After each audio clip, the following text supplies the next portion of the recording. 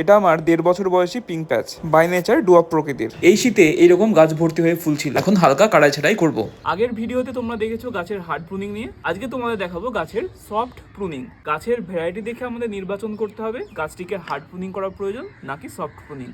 এ পাশে রয়েছে Barbara crust, একে আমি শেপ দিতে গেলে একে হার্ড প্রুনিংই করতে হবে, একে সফট প্রুনিং করলে তেমন শেপ আমরা দিতে পারবো না। এ অলরেডি কিন্তু শেপে রয়েছে, কিছু ব্রাঞ্চ পাশে বেড়ে গেছে, এগুলোকে আমাদের সুন্দর করে কেটে দিলে একটা ভালো শেপ এ ধরে রাখবে। ছোটোবেলায় তোমরা দেখেছো যে বাটি ছাঁট করা হতো, সেলুনে নিয়ে গিয়ে মাথার উপরে বাটি বসিয়ে দিয়ে চারিপাশে চুলগুলোকে কেটে দেওয়া হতো।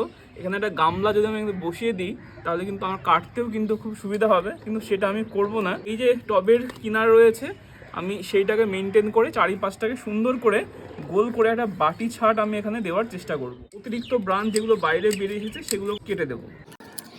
এখন যদি আমি প্রুনিং করি, এই যে অগ্রভাগে যে পাতাগুলো বেরোচ্ছে, এই পাতাগুলোতে যে নিউট্রিয়েন্ট গাছকে খরচ করতে হতো সেটা করতে হবে না।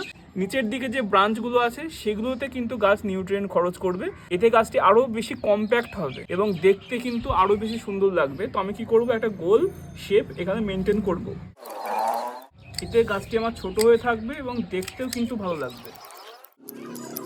তো আমি দেখো এই যে টবের কিনারা রয়েছে, ধার রয়েছে, সে ধার থেকে কিছুটা দেখো বাইরে রয়েছে, আমি এটা ইচ্ছাকৃতই নিয়েছি। সকল ডাল থেকে যখন নতুন ব্রাঞ্চ আসবে সেগুলো আরও বেশি বুশি হবে এবং এরকমভাবে নিচের দিকে একটু ঝুলে থাকলে আরও বেশি দেখতে গাছটিকে কিন্তু সুন্দর লাগবে। এটা ব্রাঞ্চকে সুন্দর করে একটা রাফ শেপ দেব, এটা কিন্তু ফাইনাল শেপ নয়।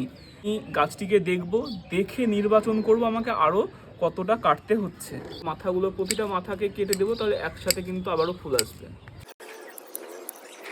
কিছু কিছু ব্রাঞ্চ থাকবে যেগুলো দেখবে শুকিয়ে গেছে, সেগুলোকেও এই সময় সুন্দরভাবে ট্রিম করে নেবে। প্রুনিংয়ের জন্য একদম আইডিয়াল।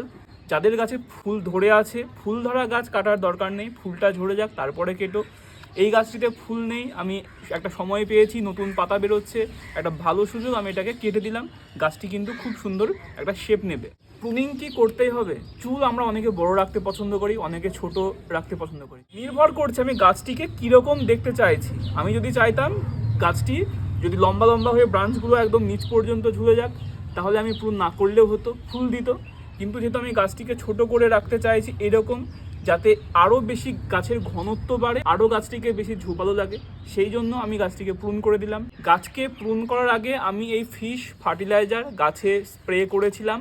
2.5 ml বা 50 ফোঁটা 1 লিটার জলে গুলে গাছে স্প্রে করবে, অবশিষ্ট জল টবের মাটিতে দেবে। এটি একটি নাইট্রোজেনের খুব ভালো সোর্স, অর্গানিকভাবে। এটা গাছে স্প্রে করলে গাছের নাইট্রোজেনের চাহিদাটা পূরণ হবে, নতুন পাতাটা ভালো বেরোবে। নেক্সট ভিডিওতে দেখব প্রুনিং পরবর্তী পরিচর্যা।